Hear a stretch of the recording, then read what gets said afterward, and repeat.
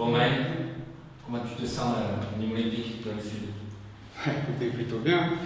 Ça se passe bien, on travaille bien et je me sens bien, je joue, donc il faut qu'on travaille, mais tout se passe bien pour l'instant. C'est vrai que tu t'es adapté à la chaleur là, depuis quelques semaines que tu arrives. Je sais pas si on peut vraiment s'adapter à ces chaleurs, mais ouais, je me sens de mieux en mieux, forcément. Donc ouais, le coach dit que vous entraînez tous les après-midi sous la canicule quasiment, c'est une préparation voilà, qui est particulière. Ouais, forcément là, avec cette période estivale, on connaît des fortes chaleurs, mais justement on essaie de s'entraîner plus tôt pour éviter ces chaleurs.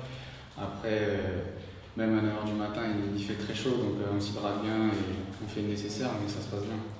Cette découverte un peu du monde professionnel, comment tu la vis? Honnêtement, je la vis très bien, c'était un objectif, donc c'est une découverte pour moi, mais forcément, même de nos jours, la Nationale 2, quand même, ça s'approche du professionnalisme, donc ça va pas non plus changer grand-chose, honnêtement. Après, il y a encore plus de moyens de travailler, et moi, ça me plaît, et j'ai hâte de faire de grandes choses. À la fois plus de moyens et donc du coup de responsabilité aussi quand on met un peu les échelons. Ouais, de responsabilité forcément. Là, j'arrive dans un gros club comme Nîmes Olympique, donc forcément il y a des responsabilités, il y a des attentes, mais ça c'est le cas de toute l'équipe et on travaille tous ensemble pour parvenir à ces attentes. Comment s'est passé ce premier match face à Caen, si tu veux résumer peut-être ta première prestation?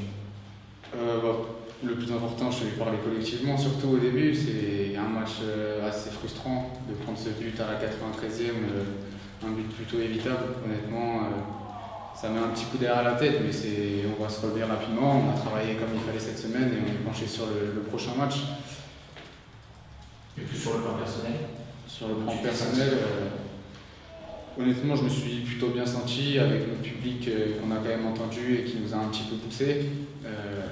Moi, personnellement, après, c'est pas le plus important, mais l'objectif, c'est de remporter plus de matchs et de faire des grosses performances collectives avant de penser à mes performances individuelles.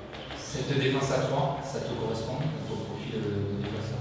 Ouais, ça me correspond bien. Après, moi, je m'adapte, peu importe où vous me mettez, je vais donner le maximum de ce que j'ai. Après, le fait de jouer à 3, ça a des avantages comme des inconvénients. Et là, on a été plutôt solide défensivement, on n'a pas concédé beaucoup d'occasions, hormis sur les coups de pied arrêtés, donc je pense que ça a été un des points positifs de ce système de jeu. On sent que tu communiques, tu parles, on sent que tu as vraiment une âme de leader. C'est quelque chose que tu as inné ou que tu as voulu développer parce que tu avais plusieurs responsabilités à Versailles? Forcément, déjà, de par le poste que j'occupe, je me dois de parler à mes coéquipiers, de leur indiquer un petit peu le placement des autres joueurs, etc. Parce que je vois un petit peu tout le jeu. Après, à Versailles, forcément, j'ai dû essayer de transmettre mon énergie, de transmettre mon état d'esprit aux autres joueurs parce que j'ai la dalle et je veux que tout le monde ait la dalle autour de moi. Donc forcément, voilà, j'essaie de transmettre ça. À Versailles, on m'a confié le rôle de capitaine pour la plupart des matchs de la saison dernière et je pense que ça s'est plutôt bien passé pour nous. Donc j'essaie d'aider au mieux mes coéquipiers cette année avec cette nouvelle équipe. Tu dis j'ai la dalle, c'est parce que tu découvres tu l'avais déjà à Versailles. J'ai toujours eu. C'est pas le statut qui fait que. Non, c'est pas le statut. Peu importe dans quelle division je vais jouer, mon objectif ça va être de gagner et d'aider mon équipe. Donc là, c'était le cas à Versailles et on a fait de bonnes choses et j'ai aidé le club au maximum. Maintenant, j'arrive au niveau olympique et j'ai les mêmes objectifs d'aider au maximum l'équipe et de faire le mieux possible. Les réglages avec des anciens, entre guillemets, des garçons comme Benoît Poulin qui ont de l'expérience aussi, ça aide, c'est quelque chose qui fonctionne. Ça aide beaucoup, c'est important d'avoir des joueurs qui ont de l'expérience et qui ont un gros CV, un gros passé. C'est un joueur qui a joué à la Ligue des Champions, donc forcément on est à l'écoute et on partage des choses. Parfois ça va être lui qui va me conseiller certaines choses, moi je vais essayer aussi de communiquer avec lui, donc ça se passe très bien. La communication, tout le monde en Ouais, c'est le plus important. Ouais, carrément. Donc tu disais que les points positifs c'était bien défendu contre Caen. Est-ce que tu en vois d'autres? Point positif, forcément oui, la solidité défensive. Après, on a plutôt bien gardé le ballon. C'est vrai qu'arrivé dans les 30 derniers mètres, on a manqué un petit peu de créativité et c'est ce qui a pêché un petit peu pour se créer des occasions. Mais faire face à une grosse équipe de Caen qui, je pense, est bien placée pour jouer dans le haut de classement de cette Ligue 2, je pense que c'était plutôt de bonne augure. Comme nous a dit, il faudrait essayer de jouer de façon plus verticale. Ouais, c'est ce qu'on a essayé de travailler et qu'on a vu par rapport au match précédent, qu'on a manqué un petit peu de verticalité, de course vers l'avant et d'être de plus en plus efficace sur les transitions offensives. Donc on va essayer d'appliquer ça dès le match qui arrive demain. Et vous, dans cette verticalité-là, quel est le rôle que vous devez avoir les trois de derrière? Les trois derrière, nous forcément on va être sur les premières relances, donc parfois quand on récupère la balle, essayer de jouer plus vite vers l'avant au lieu de repasser par derrière et de faire tourner un peu le ballon, d'aller toucher les pistons, que ce soit dans la profondeur ou les attaquants directement dans les pieds, et essayer de faire des passes qui font avancer le jeu.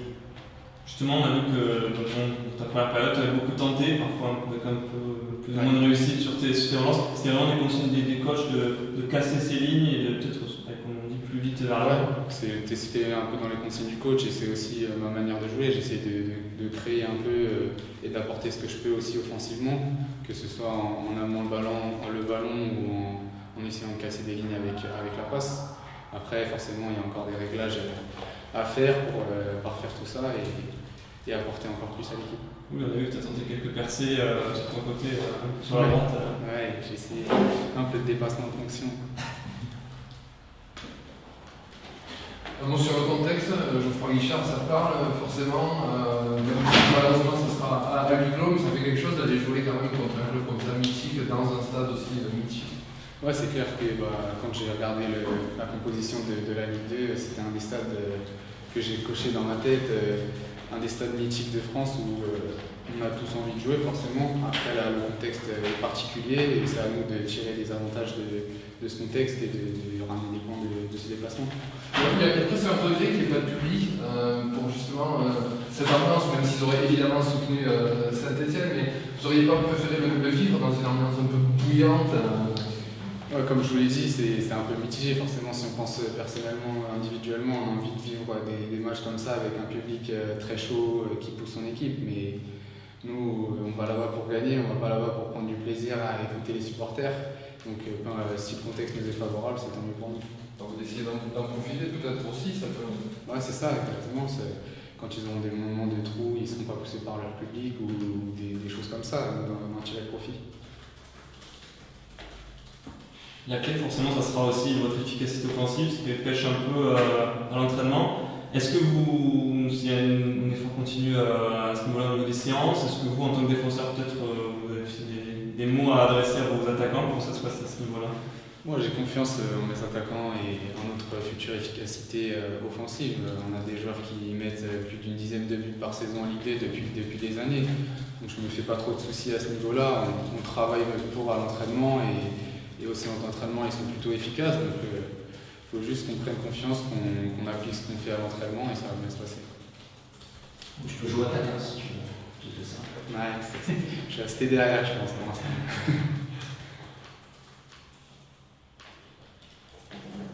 Cette année, tu as fait ton premier contrat pro. Je crois que cette année, tu as eu ton diplôme de kiné. C'est ça. Donc là, pour le kiné, c'est mis de côté. Ouais, je mets de côté. Je m'assure une petite reconversion et puis là, je me focalise à 100% sur le football et sur cette saison avec Nîmes. C'est-à-dire de faire ces études-là, c'est que tu n'étais pas sûr de devenir joueur professionnel, c'était assurer ses arrières. Ouais, c'est ça. C'est pas toujours facile. Je pense que. Ce n'est pas pro de s'entraîner régulièrement et de bûcher à côté. Ouais, c'est pas forcément simple. Après, j'ai pas eu un parcours comme certains joueurs à sortir de centre de formation et vivre pleinement là-dedans. Moi, je suis passé par des clubs un peu moins hauts et j'ai eu des conditions un peu plus difficiles. Donc, je me suis toujours dit qu'il était important de travailler à côté et d'avoir une roue de secours. Et là, je suis très satisfait d'avoir obtenu ce diplôme et de pouvoir à côté vivre de ma passion et me consacrer à 100% au football. La fameuse dalle que vous évoquiez tout à l'heure, c'est lié aussi justement à ce parcours qui est un parcours un peu atypique où il a fallu bosser, passer par des clubs de petit niveau. C'est lié à ça aussi, cette fameuse dalle? Ouais, c'est ça, c'est on va dire honnêtement des échecs en jeune où je ne suis pas passé à grand chose à chaque fois pour rejoindre des structures professionnelles. Et je suis passé par la petite porte et aujourd'hui j'ai réussi à signer mon premier contrat professionnel. Donc forcément, cet état d'esprit, je l'ai depuis que je suis tout petit et j'essaie de l'appliquer encore aujourd'hui. Il y a des clubs où tu avais tenté qui t'ont refusé, les centres de formation jeune. Ouais, depuis que je suis en U17, U19, j'ai eu pas mal d'essais. À chaque fois, ça se jouait pas à grand chose, mais voilà. Ah, vous faut être solide moralement pour pas céder, pour pas envoyer tout promener, on va dire, bon, c'est bon, c'est pas Ouais, grave. c'est ça. C'est des coups durs, mais après, je suis bien entouré. J'ai ma famille, j'ai mes proches, j'ai mes entraîneurs et tous mes potes au foot qui m'ont toujours soutenu et qui ont cru en moi, et c'est ce qui me donne de la force aussi. Ça forge un caractère aussi, d'une certaine façon, ça. Ouais, c'est clair. Je sais d'où je viens et je sais où je veux aller, donc c'est important. C'est le plus important. Pour revenir un peu à ta fonction ton diplôme de kiné, quelle relation justement tu as avec les kinés du club? Est-ce que vraiment tu as une relation un peu plus particulière parce que tu échanges beaucoup avec eux sur les aspects un peu physionomiques? Comment ça se passe? Honnêtement, moi j'ai essayé de couper un peu, de rester vraiment focalisé sur le foot et de pas forcément être le joueur qui à la fois kiné, à la fois footballeur. Non, je me focalise à 100% sur le foot. Après, forcément, quand je suis arrivé, ils avaient vu parce qu'il y avait une vidéo, un reportage de la Fédération française, donc ils m'ont parlé de ça et de temps en temps, ils me posent des petites questions pour me blaguer, mais c'est bon enfant et ça se passe bien. T'as pas essayé de masser la cheville de Nico pour qu'il joue? Non, je leur laisse faire leur travail, ils le font très bien. Oui, ils sont bons les dîners de Noël. Comment tu fais juste? Non, rien à dire. T'inquiète, on ne dira pas à toi.